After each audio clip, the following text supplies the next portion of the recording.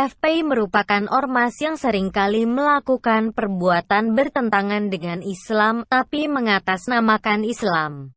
Seperti menangkap mahasiswa, menyerang kantor Komnas HAM, menolak pencalonan Sutioso sebagai Gubernur DKI, menghina polisi, mengeroyok pria di jalan tol, mengusir jamaah yang melakukan kebaktian, menghalangi jamaah yang hendak melakukan kebaktian, menyerbu pekarangan sekolah Sang Timur, dan lain-lain. Termasuk juga yang paling terkenal, yakni aksi premanisme yang dilakukan oleh petingginya Munarman, menyiram air ke wajah pengamat sosial Tamrin Tamagola saat tampil live di Tivan pada 2013 lalu. Dan yang paling tidak terlupakan oleh sejarah peradaban manusia adalah chat seks yang dilakukan oleh imam besar mereka, Rizik Syihab bersama Firza Hussein. Karena ulahnya yang tidak beradab itu juga membuat FPI tidak disukai oleh masyarakat. Di samping itu, FPI ini tidak mencantumkan Pancasila loh di ADART-nya. Padahal sudah sangat jelas disebutkan di UU Ormas bahwa asas organisasi itu mesti Pancasila.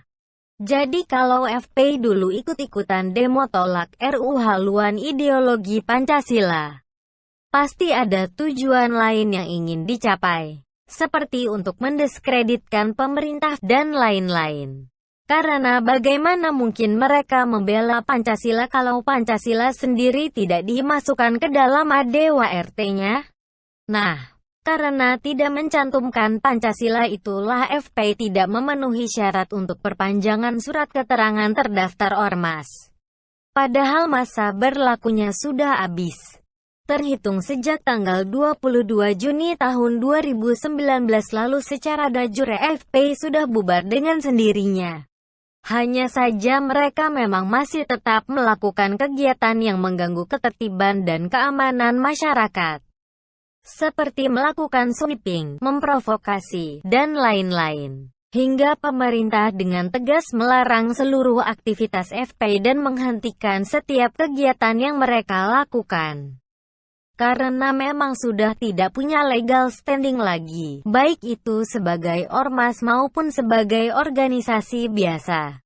Jadi, kenapa FPI batal menggugat pemerintah ke PT UN terkait pelarangan itu? Bukan karena FPI ingin fokus mengawal pengusutan kasus penembakan terhadap 6 laskar mereka, tapi lebih kepada FPI gak yakin kalau gugatan mereka itu akan menang. Itu saja. Karena pada dasarnya mereka bubar sendiri kok, bukan dibubarkan pemerintah. Pelarangan terhadap aktivitas FPI itu hanya penegasan saja bahwa mereka kini sudah tidak punya kedudukan hukum lagi dalam melakukan aktivitas atau kegiatan seperti sebelumnya.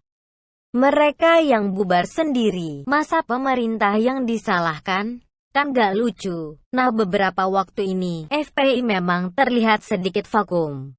Mereka gak nampak demo-demo lagi seperti dahulu kala. Padahal demo itu merupakan jalan ninjanya FPI loh. Apalagi pasca Rizik ditahan karena bikin kerumunan. Tambah kecutlah para laskar. Laskar pasti akan mikir, imam besar kami saja yang didukung oleh bohir gede, berani polisi tangkap.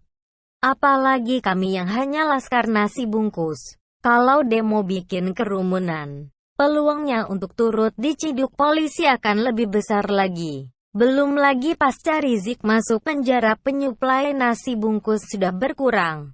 Padahal nasi bungkus itu merupakan bahan bakar mereka untuk demo. Demo tanpa nasi bungkus itu bagaikan ambulan tanpa uwi-uwi, ujar Cita-Citata.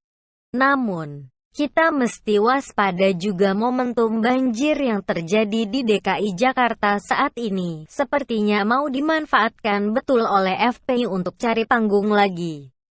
Baru-baru ini sejumlah orang yang mengatasnamakan FPI dan mengenakan atribut FPI terlihat memberikan bantuan kepada korban banjir di Cipinang Melayu, Makassar, Jakarta Timur tanggal 20 Februari.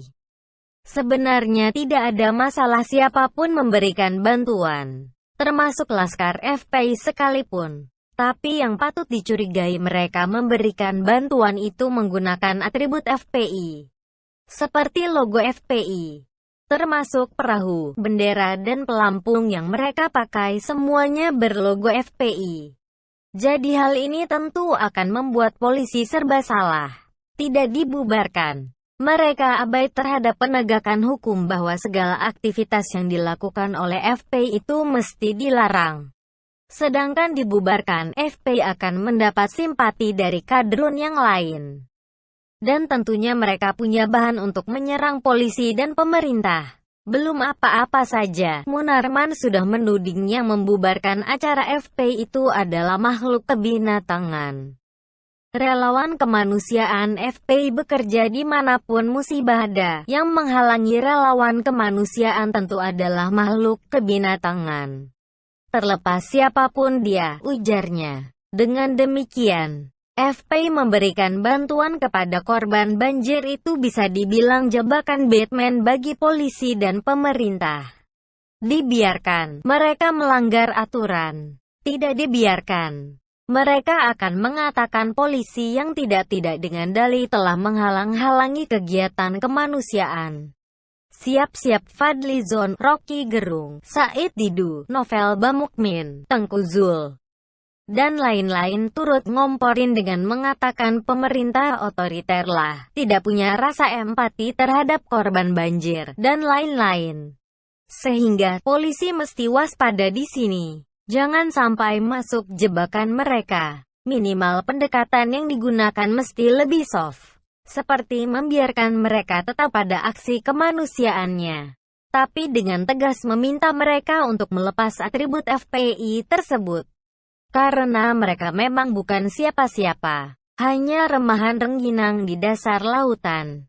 Tapi para politisi yang memanfaatkan kelompok intoleran ini, dan berada di belakangnya itu yang cukup berbahaya.